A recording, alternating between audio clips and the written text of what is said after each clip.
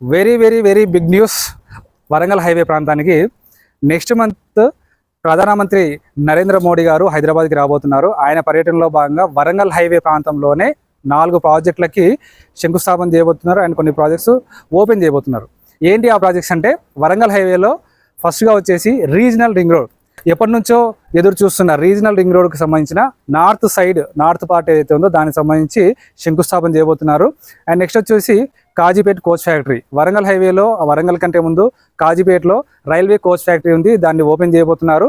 And next వచ్చేసి హైదరాబాద్ నుంచి యాదగిరిగుట్ట వరకు ఎంఎంటీఎస్ రైల్వే ట్రాక్కి సంబంధించిన వర్క్స్కి శంకుస్థాపన చేయబోతున్నారు. నెక్స్ట్ వచ్చేసి బీబీ నగర్ ఎయిమ్స్ హాస్పిటల్లో కొన్ని కొత్త బ్లాక్లను కూడా ఆయన ఓపెన్ చేయబోతున్నారు.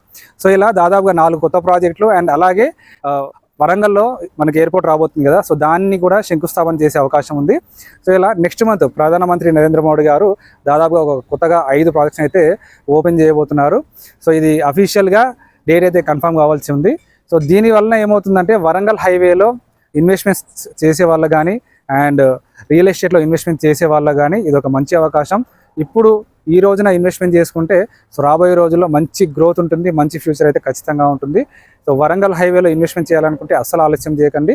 వరంగల్ హైవేలో ఇన్వెస్ట్మెంట్ చేసిన వాళ్ళకు, వరంగల్ హైవేలో ఇన్వెస్ట్మెంట్ చేయాలి అని అనుకునే వాళ్ళకు ఈ వీడియోని ఖచ్చితంగా షేర్ చేయండి.